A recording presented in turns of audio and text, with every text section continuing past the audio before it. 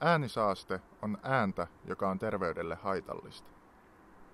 Se on tärkeä yhteiskunnallinen ongelma, joka harmittavan usein sivuutetaan vähäpätöisenä tai merkityksettömänä.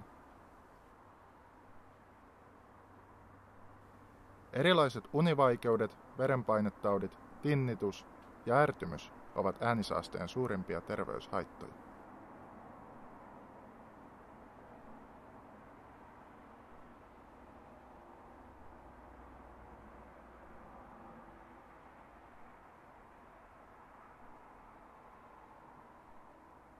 Äänisaasteelta voi suojautua kotioloissa muun muassa korvatulpilla tai kuulokkeilla. Ne kuitenkin vaikeuttavat puheen ja merkkiäänien, esimerkiksi herätyskellon, kuulemista.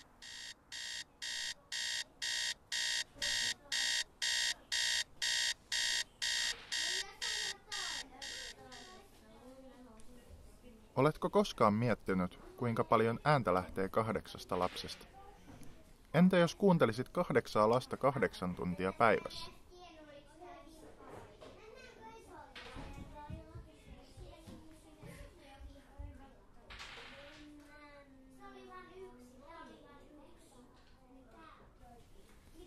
Pitkäaikaiseen äänisaasteelle altistumiseen liittyvä väärä äänenkäyttö voi jäädä tottumukseksi myös rauhallisessa ympäristössä. Äänisaasteelle altistuminen voi tapahtua kotona, töissä, koulussa, päiväkodissa tai vapaa-ajalla.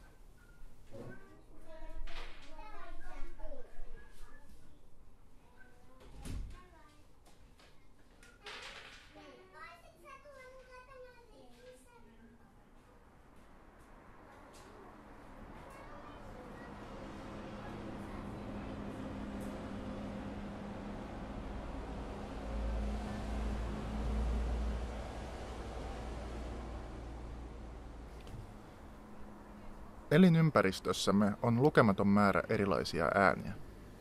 Oletko ajatellut, millaisia ääniä on työpaikallasi?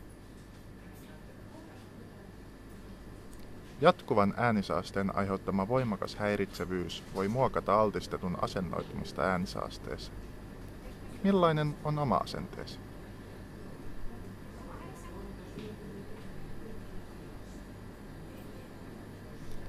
Merkittävä osa äänisaasteen vaikutuksista aiheuttaa pitkäaikaisen altistuksen seurauksena alati kasvavaa sairastumisriskin nousua.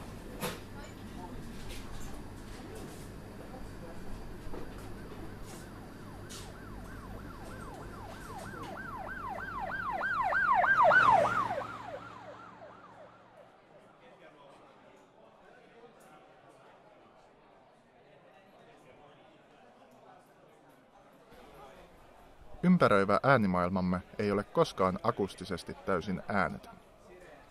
Hiljaisuus edellyttää opittua kykyä siirtää huomio pois epämieluisista äänistä. Milloin olet viimeksi valinnut kävelyreitin hiljaisuuden perusteella?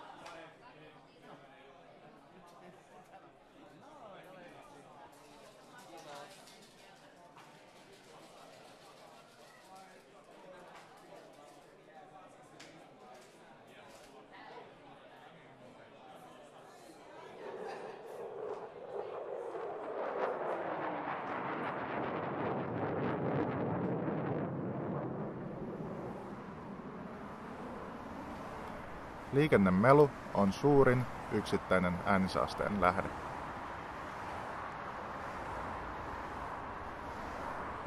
Tieliikenteen melu syntyy autojen renkaiden ja tien pinnan välisestä kosketuksesta, moottorin äänistä sekä aerodynaamisesta melusta. Lisäksi äänen tasoon vaikuttavat muun muassa autojen nopeus ja määrä sekä raskaan liikenteen osuus.